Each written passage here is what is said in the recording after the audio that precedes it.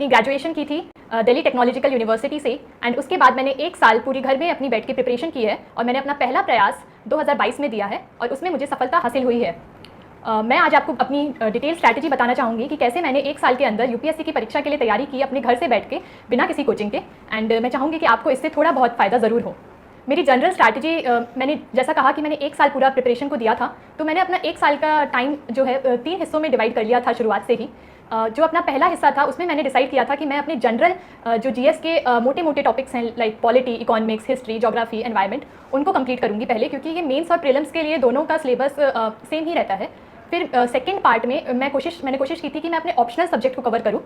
और साथ साथ जो अभी तक मैंने जीएस पढ़ा है उसका भी रिवीजन करती रहूँ। और जो थर्ड पार्ट था मेरे ईयर का, उसमें मैंने कोशिश की कि अभी तक जो मेरे मेंस स्पेसिफिक थोड़े बहुत टॉपिक्स होते हैं जैसे इंटरनेशनल रिलेशंस हो गया, सिक्योरिटी हो गई और बाकी छोटे मोटे टॉपिक्स होते हैं, मैं उन्हें थोड़ा बहुत देख पाऊँ और बाकी जो भी मेरा रह गया है उसे मैं बफर टाइम की तरह यूज़ करके उसमें वो चीज़ कंप्लीट करूँ। मैंने अपनी परीक्षा के दौरान सबसे ज़्यादा जो बेसिक बुक्स हैं उन्हीं पे फोकस किया एंड मेरे रिसोर्सेज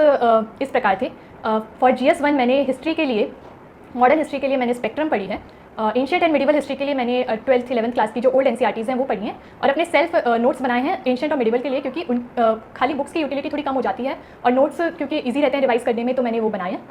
और बाकी मैंने थोड़ा सेलेक्टिव रीडिंग करी है आर्ट एंड कल्चर के लिए नितिन सिंघानिया सर की बुक की, बट पूरी कवर टू कवर नहीं पढ़ी, बहुत कम सेलेक्टिव रीडिंग करी है। बाकी world history and post independence history के लिए मैंने बहुत शॉर्ट नोट्स बनाए हैं। वर्ल्ड हिस्ट्री और पोस्ट इंडिपेंडेंस हिस्ट्री का मेरा एक एनालिसिस था जो मैंने खुद से किया था एंड हो सकता है कि ये बिल्कुल सही नहीं हो, बट मैंने ये नोटिस किया था प्रीवियस ईयर के क्वेश्चन पेपर्स देख के कि इवन ईयर्स में जब भी पेपर हुआ है, जैसे 2018, 2020 और 2022 जिसमें मेरा हुआ है, तो वर्ल्ड हिस्ट्री और पोस्ट इंडिपेंडेंस हिस्ट्री से questions generally in even years में आए नहीं हैं। तो मैंने दो छोड़ा नहीं था इन्हें कम्प्लीटली, बट स्टिल थोड़ा बहुत कम प्रिपरेशन की थी इन टॉपिक से।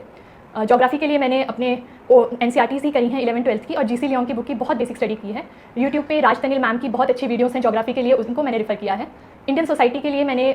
विजन IAS के नोट्स रेफर करे थे और उनसे ही अपने सेल्फ नोट्स बनाए थे। एंथ्रोपोलॉजी ऑप्शनल होने के कारण थोड़ी मदद उधर से भी मिली।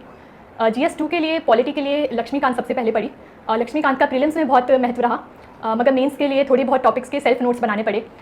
वेरियस सोर्सेज से, जैसे कि ऑनलाइन सर्च करके एंड जो विजन IAS और बाकी कोचिंग के मटेरियल रेफर टॉपिक्स के मेन स्पेसिफिक नोट्स बनाए। इंटरनेशनल रिलेशंस भी मैंने ऐसे ही ऑनलाइन रिसोर्सेज से अपना प्रिपेयर किया था और गवर्नेंस भी। GS3 के लिए इकोनॉमी के लिए मैंने श्रीराम IAS के जो नोट्स होते हैं उन्हें रेफर किया और प्रीलिम्स में मेरे वो काफ़ी काम आए और इवन मेंस में जो उन्होंने बेस बनाया काफ़ी मदद हुई। बट अगेन मेंस के स्पेसिफिक टॉपिक्स के लिए मैंने अपने विजन IAS के जो बुकलेट्स होती हैं उनसे अपने सेल्फ नोट्स बनाए और बाकी टॉपर्स कॉपीज से भी मैंने नोट्स बनाए और बाकी और भी ऑनलाइन रिसोर्सेज से मैंने नोट्स को इकट्ठा किया।